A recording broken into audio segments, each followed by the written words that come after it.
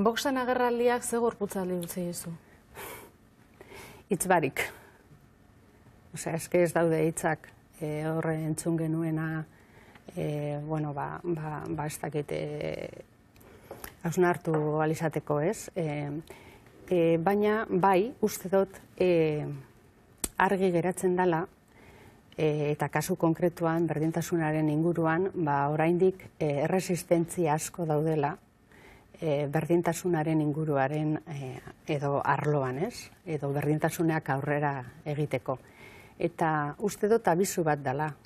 Zeren eta matxismoak edo berdintasunaren kontrako inertziak ere forma edo era desberdinak hartzen ditu.